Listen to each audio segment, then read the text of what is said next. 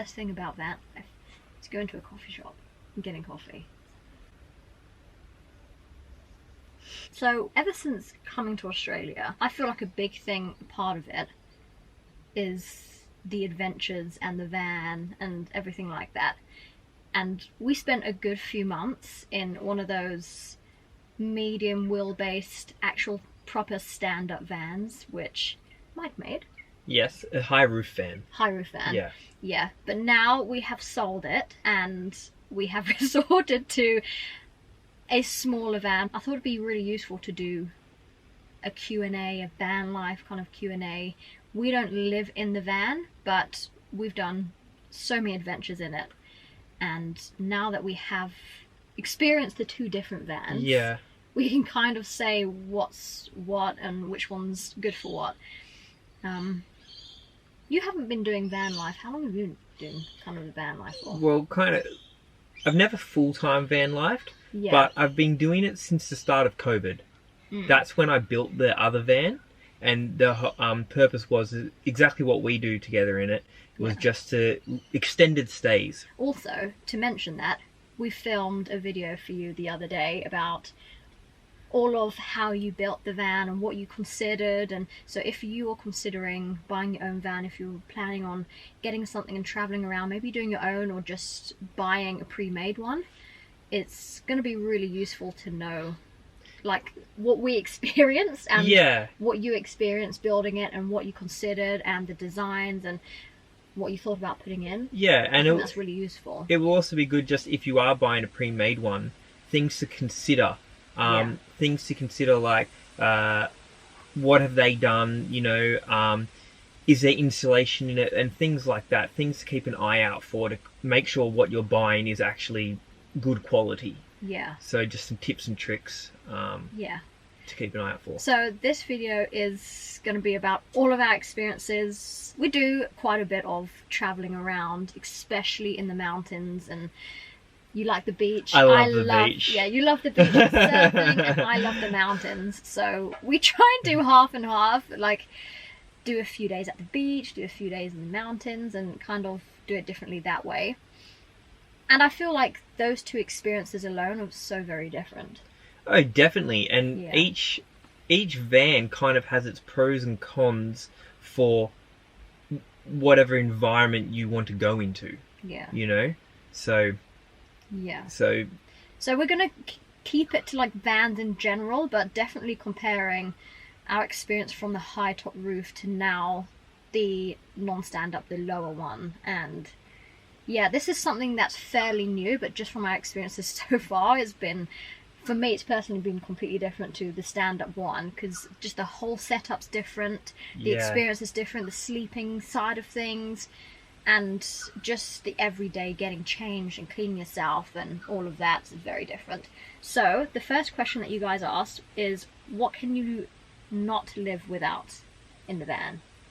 Ooh. I don't really know how to answer this question because it completely depends. Is it like personal belongings what you cannot live without? Because for me, because it's getting a bit chillier here in Australia, one thing that I really love bringing is a blanket.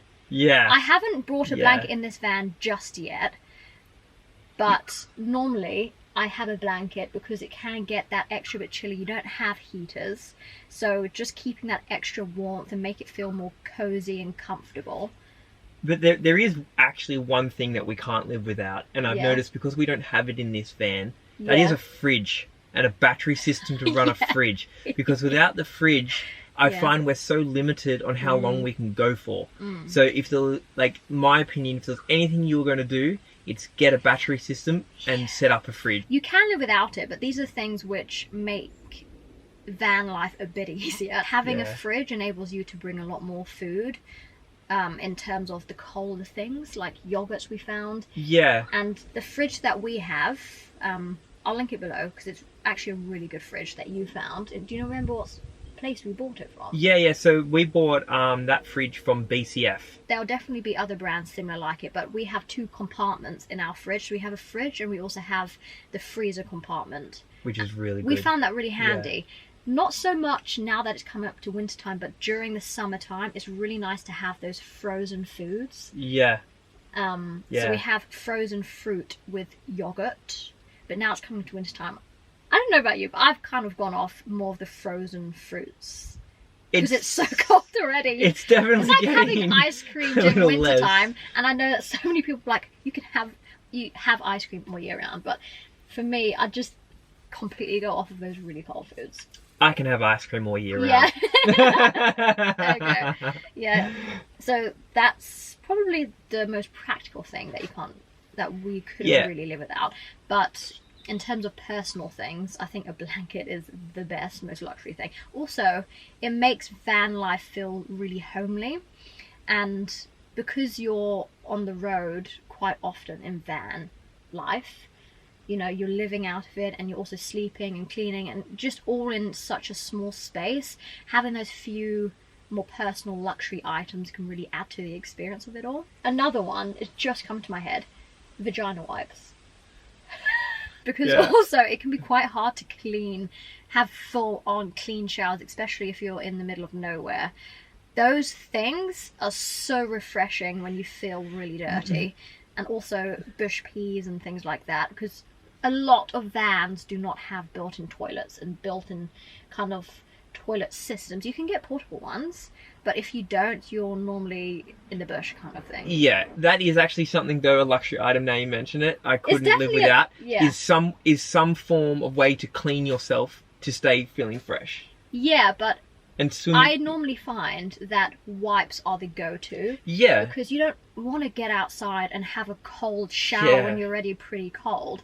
Like, yes, Australia can be warm sometimes, but it definitely does get cold at night time. And if you're in the mountains, the temperature is completely different. Yeah. So you don't want to get outside and get freezing cold and, you know, half dressed and try and put a bit of body wash on. Just get in the van in the warmth and wipe. Yeah. I always find that really helps until you can actually go to a shower. Yeah, that's right. I'm going to add another one to this list, is our Anytime Fitness membership. Yeah, but only because for one, Anytime Fitness, it's the largest gym chain in Australia. Yeah. So you can be quite out of the towns and cities and things like that, be more in the rural area. Like in the mountains, they have Anytime Fitnesses there. So if we go on adventures there in the bush, and Anytime Fitness has a greater chance of being quite close by, and we use that for showers and having a proper clean. So that kind of links in with the vagina wipes. So those are the times when you can't get to an actual shower, and Anytime Fitness it's honestly it does the best, come in handy. It definitely really does come in handy. Also for training purposes, but also for a good shower. Things that make the experience of van life that little bit easier. Yeah, definitely. Yeah. So the next question is, how do you keep clean, showering, pooing, kind of those things? Well, I think we just answered that. Yeah, it kind of links in. So vagina wipes and going to Anytime Fitness, but also, we don't have this in this van, but we had it in the other van. We had a built-in shower system.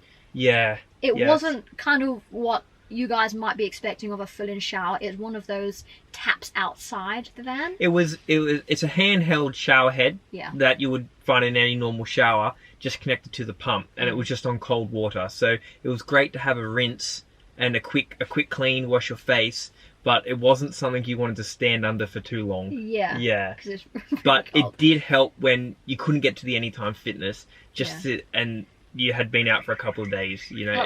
I used it a few times just to wash my face. Exactly, but did you use it?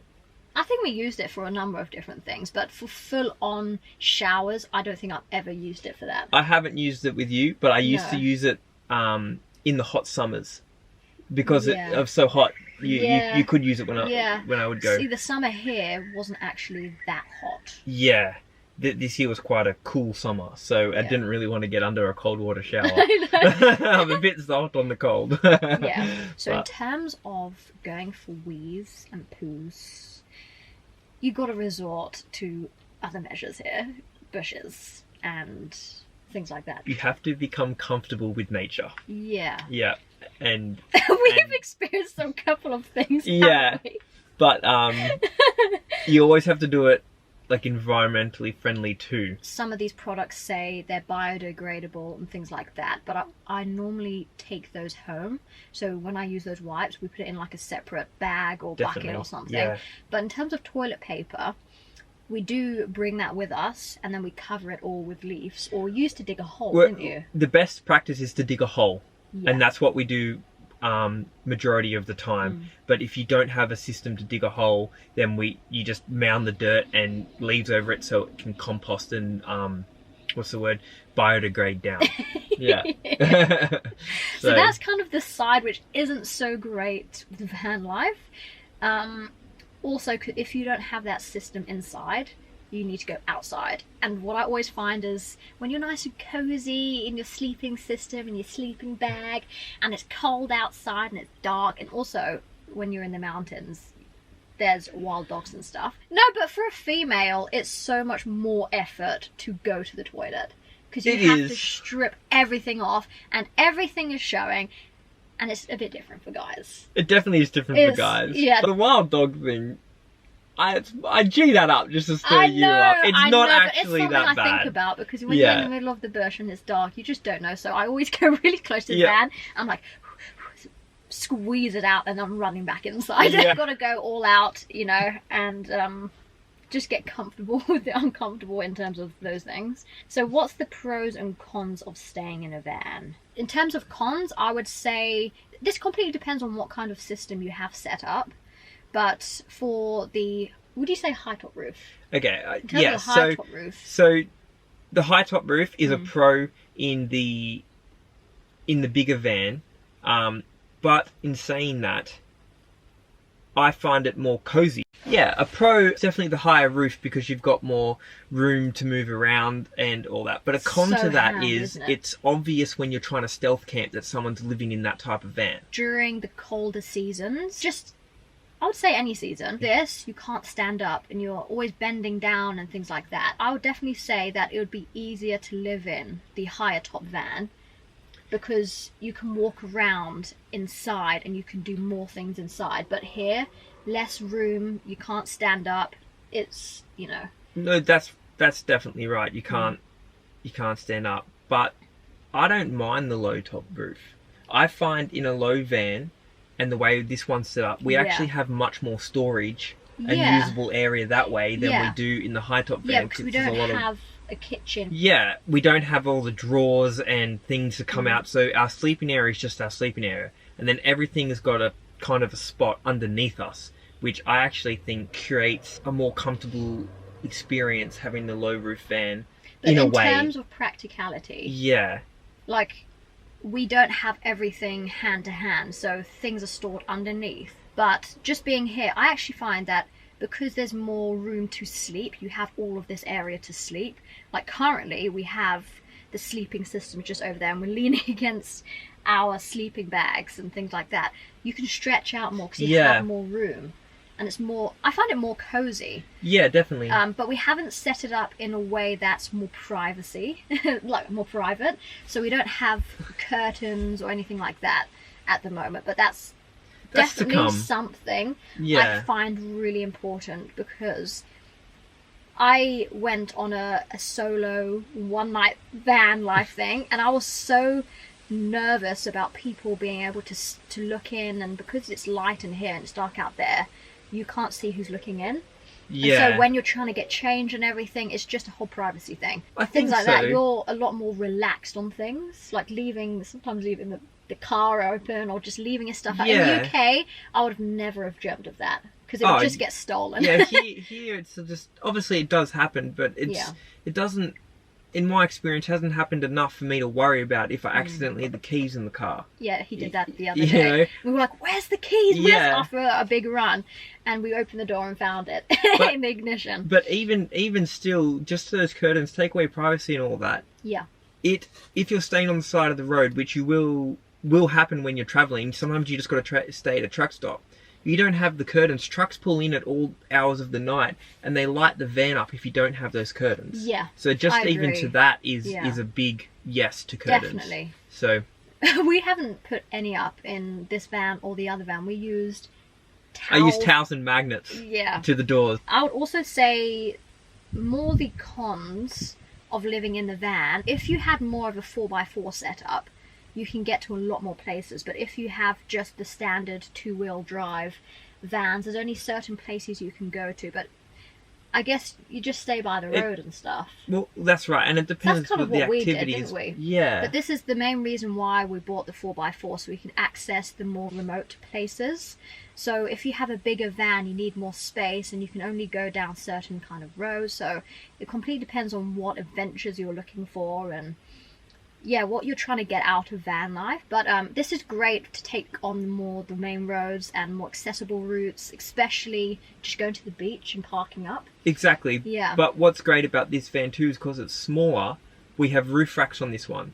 So we can load the surfboards and all extra gear that fits on roof racks quite easily, and that saves a lot of room inside. Where in the other van, because it was so tall, we couldn't put that on the roof. There was no point. And it was quite a costly setup to do roof racks, because then you needed a ladder and they charge for the roof for all that stuff, and it's just uncomfortable. I definitely feel like this is quite a big question, so we're going to think of the main points, because there's so many different pros and cons, and it just completely depends on what you're looking for in your van adventures, what kind of van you're looking for. But in terms of our experiences, I would say the pros is mainly for me the freedom that it brings. So even though in a van like this you can't get into the more remote kind of places, it allows you to wake up to the sunrise and the beach and things like that, and just open your doors and be in your sleeping bag and go and make yourself a little coffee. And it's more the adventurous side. I love just doing it sounds really strange, but just going and doing bushwees and, you know, cooking with a little hob and things like that, because it's just an outdoorsy experience to me, and it's being more connected with nature and gives you it's like a remote hotel to me. Yeah, exactly. That's what it feels like. But that's what attracted me to build the other one, was to make an apartment on wheels, to take it to the bush and experience all those things, and in a cost-effective way where you don't have to stay in hotels and motels and all that fancy Airbnbs. You could pretty much park up anywhere and have all the comforts in the middle of the of mountains home, or something. whichever adventure you want to be on. That's also another thing, that these are the main experiences that I've found nowhere else apart from just van life, is being able to open the doors when it's dark at night, no one's around, and you can just see the stars, and there's just no society, and you're in amongst nature, and you can hear all the animals and the wildlife, and it is definitely an amazing experience I haven't experienced anywhere else. Yeah. So it definitely gives you the freedom, doesn't it? Definitely. And it just makes a simpler setup to camping. Definitely. You know, that's another big pro. Compared to camping, we've done both, haven't we? So when we sold the bigger van, we did more camping before we did more of the setup in here, because this is Mike's van. So we set up with my tent, and it's so squished. And when it's like galing and in a storm and you're trying to set up a tent, it just comes down to convenience and more comfortable. And if you're doing it for a long period of time, sleeping in a tent, I always find the quality of sleep is not as good. This just gives a better night's sleep than a tent, and a simpler, quicker setup. You can just pull up there, park, done. All ready to go. And we leave the beds and stuff in here, so there's no packing away every night. That's one thing, that's the thing, isn't it? In the morning you don't have to pack all the stuff up. It's just already there. You make your coffee, your breakfast, and then shut the door and go. So what are our go-to meals to cook? Pasta and stuffed pasta, like tortellini. Well, I call them stuffed pasta. Do you mean normal pasta? Because we don't normally cook normal pasta. It's always the 4 to 5 minute quick. I mean the stuffed pasta. Stuffed pasta is definitely the go-to. Also, that's just purely because it's super easy. It's a high carb meal, and normally when we're out on adventures, we're running or hiking or doing something activity. So we need the fuel and the calories, but also something that's really quick and easy, because you're using gas, and it takes a long time to cook more of the denser meals, I would say, the ones that take... Definitely. So like normal pasta would take quite a while, and that just takes a lot of gas and things like that. So these are things that we consider. So it's normally, also I don't like making those pre-made kind of camping bags because they just don't sit well with me. Is that those like hiking dried meals? Yeah, the dried bags, like the they're ration a go-to only on overnights long hikes that we don't do often. We haven't eaten them. No, I used to eat them though. Did you? Yes. No. Yeah. Yeah, I've eaten ration packs quite a few times, but it completely turns my stomach. Yeah. So something that's actually nutritional and fresh as it can come. So stuffed pasta, but also these little tins of tunas and nuts and. But we also use those rice packets. Definitely. And then we cook them in a fry pan because they're already pretty much cooked. So all you do is heat it up. And that's quite nice, and adding those salmons and tuna cans to it. Yeah, so normally those things for carbs and proteins. And for fruit and veg, sometimes we have bananas. We've started to take a lot more bananas, haven't we? Yeah. On hikes and runs and things. Big on apples. Apples and things like that, and carrots, because they don't get necessarily mushed up like bananas do. I find we tend to snack a lot in the van rather than cook massive meals. Because it takes a lot of time, even if it is quick and easy, just to get up the whole setup and cleaning the pots and pans and things. Yeah. So, yeah, it's definitely a lot more snacking. So our go-tos are the fruits, like the apples, bananas, carrots, nuts. Things that don't need a fridge necessarily, don't go off. So those are our staples. But when we do have a fridge, we do like to bring yogurts and milks and more of the... Yeah. Yeah, more luxury of the frozen... items. Yeah, frozen luxury items that need cooling. We normally have instant coffee. Which is not good, so we're going to think of a solution for that one. Yeah, that's got to change. At the moment, that's going to change. We love good coffee, so we'll see what we come up with. So how do you guys find campsites? Do you pay? I don't think we've ever paid for a campsite, I'm not a believer in paying to enjoy nature. So I always try and find campsites near where we... I want to be based or where we're going to go for a run. Yeah. And generally, I just do that by looking on Google Maps. I just find a clearing on Google Maps, and then I'll zoom in on that, see if it's actually viable. And if I think it's viable, I drive us there, and we generally just park up there and do it that way. But in terms of national parks, we've stayed in a few before, but ones that are quieter. Once you start getting down to national parks, you do have to pay because you need to pay for passes to go in some national parks. Yeah. And then also they will charge you a fee to stay in a campground, but it's generally no more than $6 a night. But in terms of going to beaches, because it's Sydney based, normally that we do go to because it's closer. We stay at a place where there's no fee between certain hours, which is generally overnight.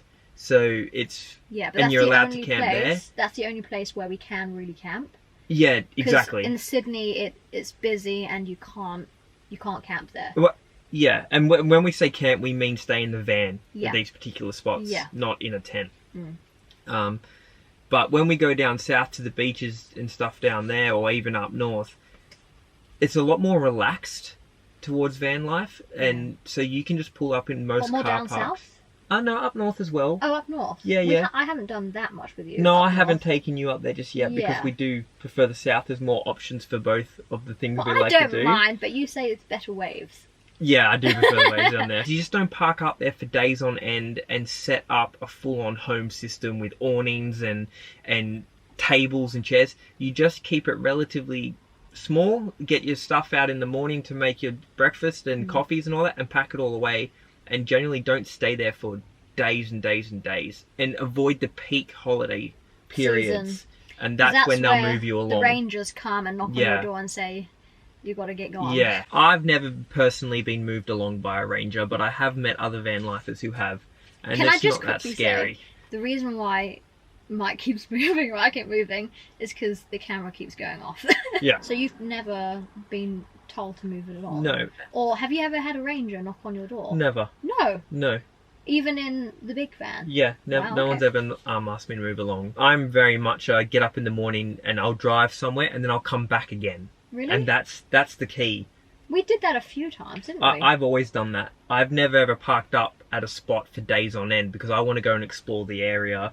So I always got up and left in the morning, and then when I came back, I always parked in a different area. Yeah. Even if it was the same car park, I parked in a different spot. People that way don't go, oh, that van's there again. Yeah. Okay, so the amount of driving you actually do. Oh my lord, it's hours. So, should we go off of the time that we did the 5-day trip to Mount Baw Baw? Mount Baw Baw. We prolonged it because we didn't want to do hours and hours and hours and hours of driving, literally driving all day, every day. So we broke it up over a number of days. Yeah. So our destination was going to the mountains for the Spartan race, and so we kind of made a road trip out of it, didn't we? We stopped off at certain places along the way, but even then we had to do a good amount of driving every day. We drove probably like 4 to 5 hours a day. Yeah. Yeah. And so majority of your day, depending on where you're going, is driving, and you see things along the way. So we would pull into a beach, or we pulled in to get coffee, and saw things like that. And also throughout that time, you're stopping and doing the toilet breaks and petrol station filling up and cooking food and things like that. But even that was exhausting. So just sitting down for that amount of time, I also find it really hard to do things when driving. I feel so car sick. Yeah. So it's literally just sitting there. My back was in pieces by the time we were home. Yeah, your back does cop it a little bit, but that's probably something we couldn't do long term. Yeah, like but every day, most days. But even on our smaller weekend trips, we still do a lot of driving because sometimes you can't get a campsite near where you want to go. Yeah. So you have to you might park half an hour away. Yeah. And then you got to drive all that way. But I find that a lot of people kind of more rinse the adventure side of things that are close to them. So then you rinse them so much you don't want to do those things anymore because you've done all the local things. So you have to adventure out.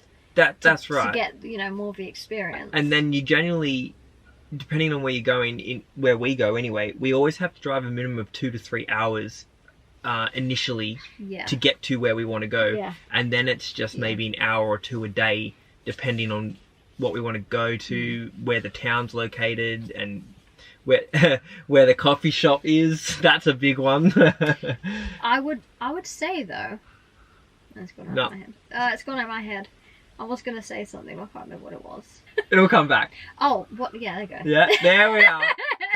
I was gonna say is what we have found, because we're not livers in vans, but we do just extended quite stay. A lot of adventures in the van.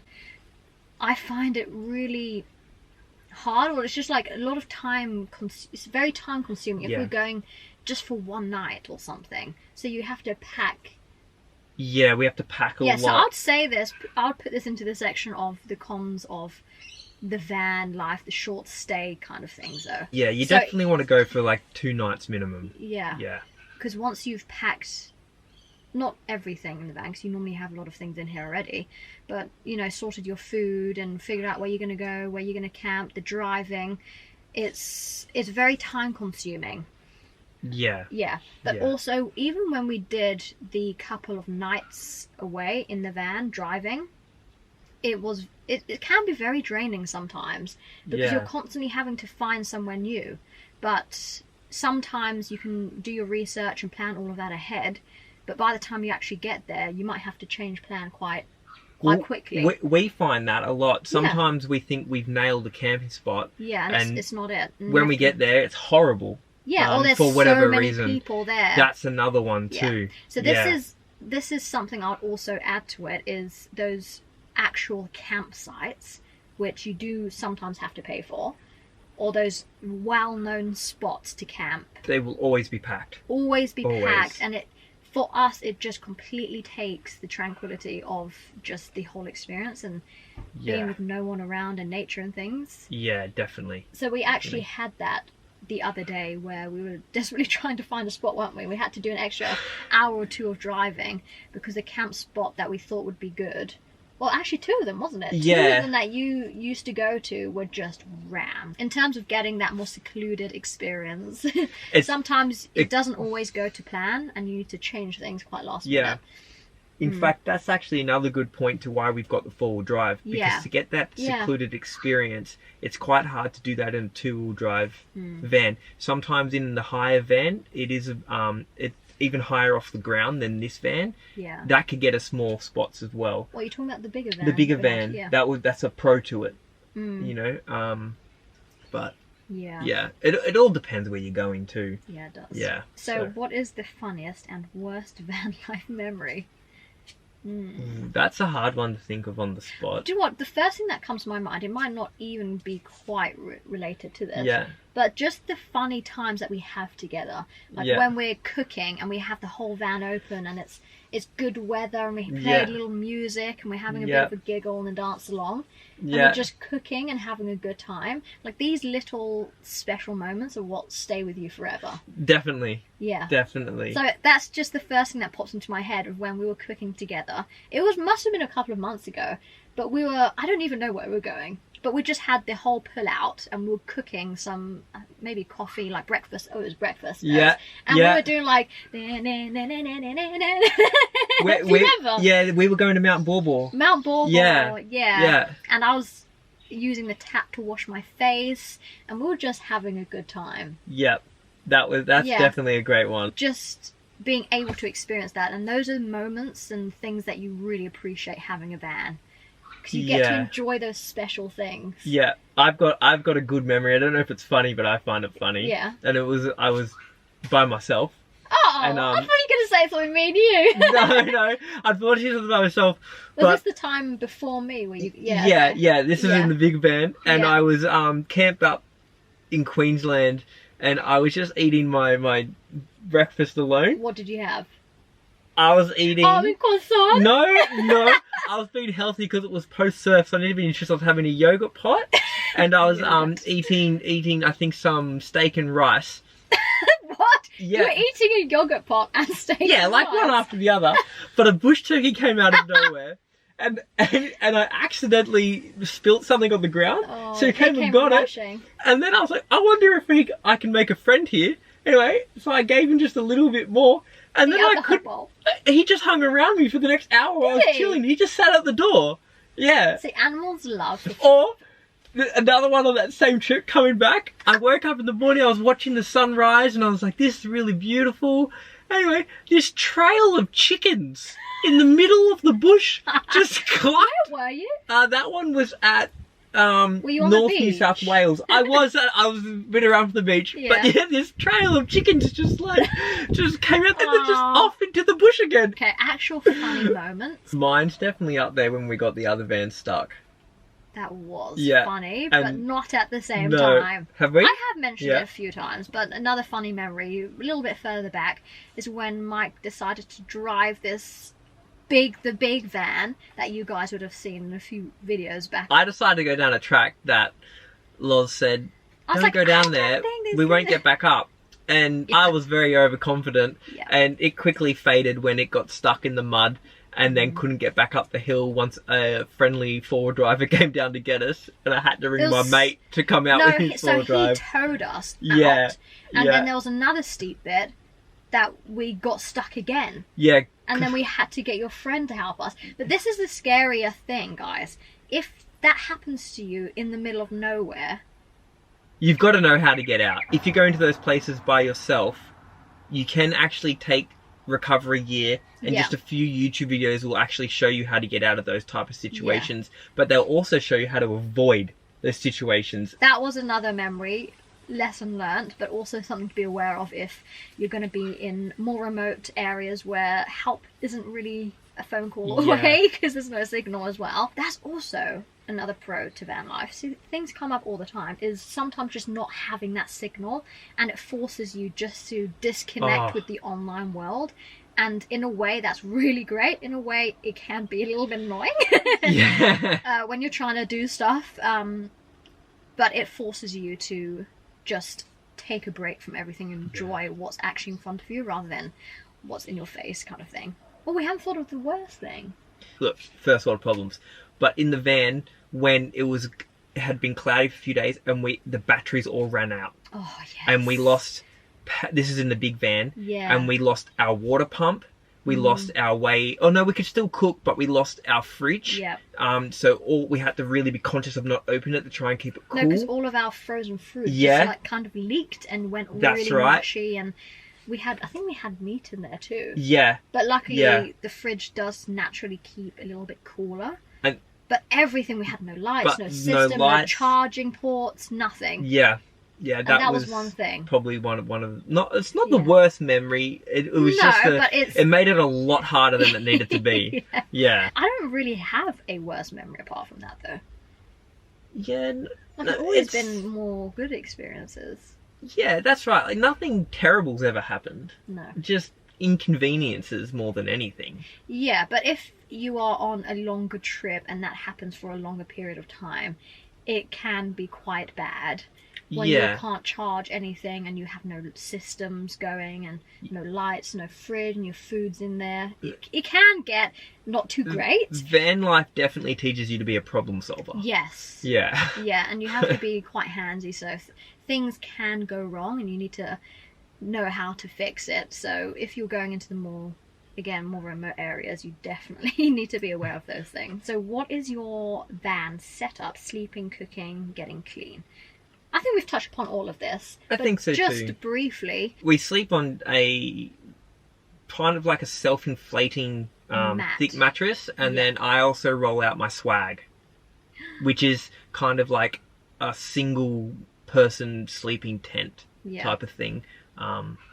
That's quite rough way to sleep outside, but that's basically what we use. And then also in the big van we had a duvet, but normally we just get a sleeping bag and stuff like that. In the big van we had a proper double bed with the duvet and, I say doona, pillows, and that was more a homely setup, where in this van it's a little bit more camping style, with just the mats, sleeping bags, spring pillows and all that. But to touch more upon the cooking side of things, we had a number of setups, didn't we? Yeah. So in the bigger van that we had, you put in a cooker, didn't you? Yeah, I had a 2-burner cooker system in that.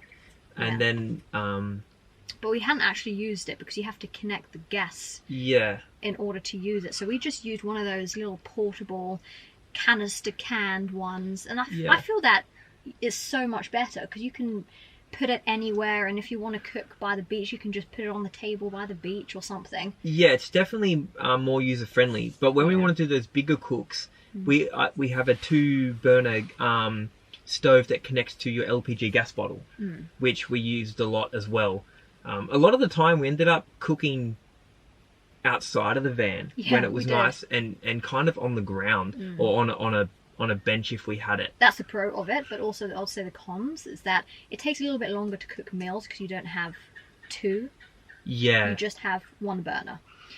So depends on what you're using it for, but I find that's the most convenient. Yeah, definitely. But I think we've touched upon pretty much everything. Yeah, I agree. So I hope that answered a few of your questions. My camera's going to die, so I'm going to let me leave you. I hope that was useful, and we'll see you soon. See you.